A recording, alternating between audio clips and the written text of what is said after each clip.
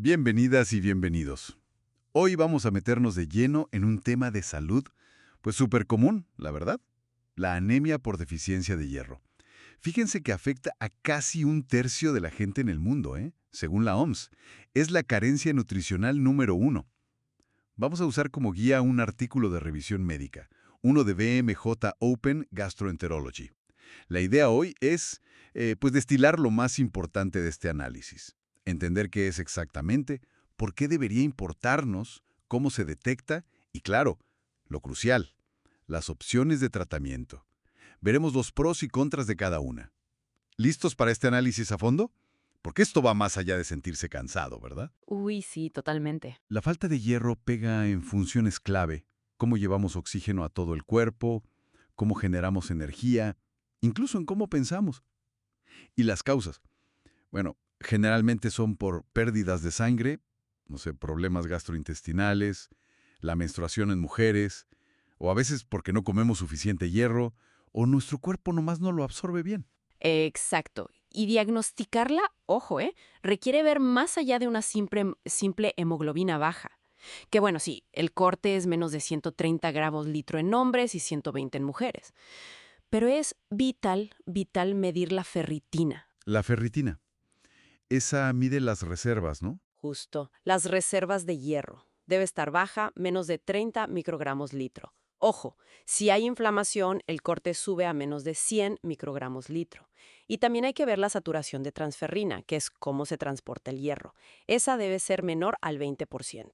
Y un punto súper importante, hay que buscar la deficiencia de hierro aunque la hemoglobina todavía está en rango normal, para cacharla a tiempo. Entendido. O sea, son varios marcadores, no solo uno. Muy claro. Ahora, el tratamiento. El objetivo es doble, entiendo. Reponer esas reservas de hierro y normalizar la hemoglobina. Y aquí es donde se pone interesante. ¿Nos vamos por el hierro oral o el intravenoso? El oral de toda la vida, el sulfato ferroso, pues es barato y funciona, pero ¿quién no ha oído de los efectos secundarios? Que si el estreñimiento, las náuseas. Uf, sí, son un tema. Pero fíjate que aquí viene algo fascinante que resalta el análisis. La ciencia está cambiando cómo damos el hierro oral. Antes era dar dosis altas varias veces al día, ya sabes. Sí, lo típico. Pues ahora estudios más nuevos sugieren que dosis más bajitas, como 40 a 60 miligramos de hierro elemental al día, o incluso dosis un poco más altas, 80 a 100 miligramos, pero en días alternos. Días alternos. Sí, resulta que así se absorben mejor y súper importante, causan muchas menos molestias digestivas. Parece que en este caso, menos es más. ¡Qué interesante! Eso cambia todo para muchos pacientes, me imagino. Y bueno, también hay fórmulas orales más nuevas, ¿no? Como el maltol férrico o el hierro sucrosomial, que dicen que son más amables con el estómago y se absorben mejor. Claro, son más caras. Exacto, son opciones, pero sí, el costo es mayor. Pero entonces, cuando se piensa en la opción intravenosa, el hierro IV, ¡Ay, el hierro IB! Ese se guarda para situaciones más específicas, digamos. Es fundamental cuando urgen resultados, o sea, una corrección rápida de la anemia, o si de plano el oral no se tolera. También si hay problemas de absorción, como pasa en enfermedades inflamatorias crónicas, ajá, y es preferible en ciertas condiciones. Insuficiencia cardíaca, enfermedad renal crónica ya avanzada o enfermedad inflamatoria intestinal activa. La ventaja es obvia, va directo a la vena. Te aseguras la dosis completa sin pasar por el relajo del intestino. claro, directo al grano. Y hay distintas fórmulas IB. Unas que con una sola infusión basta, otras que requieren varias visitas. Suena muy efectivo para esos casos difíciles. Pero, ¿y los riesgos? Siempre da un poco de cosa algo directo en la vena, ¿no? Sí, claro. A ver, los riesgos son bajos, la verdad, pero existen. Pueden darse reacciones de hipersensibilidad, aunque son menos comunes con las fórmulas más nuevas, las modernas. Algo que se está vigilando más últimamente es la hipofosfatemia. ¿Y por qué? Hipofosfatemia. Niveles bajos de fosfato en la sangre. Pasa sobre todo con algunas preparaciones como la carboximaltosa férrica. Y bueno, a largo plazo, esto podría tener alguna bronca con los huesos. Ame ya. Importante saberlo. Y siempre está el riesgo, aunque es bajo, de que si el medicamento se sale de la vena, pues manche la piel de forma permanente. Ok. Mencionaste enfermedades crónicas que complican el asunto. qué otras personas están en mayor riesgo de tener esta deficiencia y necesitan un manejo más cuidadoso? Sí, hay varios grupos de alto riesgo, definitivamente. Pacientes con cáncer, por ejemplo, ya sea por la enfermedad o por la quimio. Los adultos mayores también. A veces no comen bien o no absorben igual o toman muchos medicamentos. Entiendo. También es clave antes y después de cirugías grandes.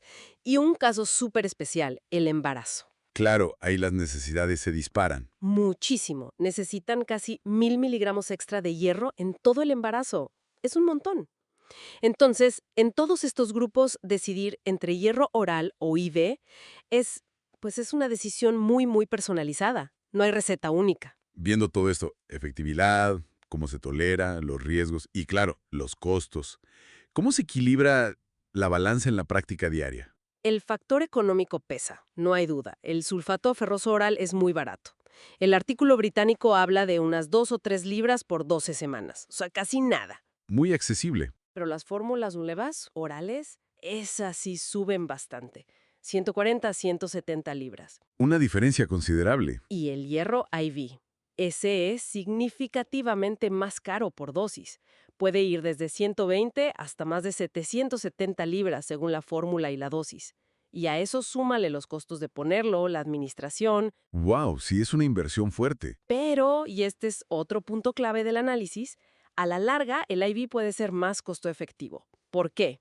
Porque si evita que un paciente termine en el hospital por una anemia severa. Que esas hospitalizaciones son carísimas. Exacto. El artículo cita un estudio que las pone en unas 1.700 libras por ingreso.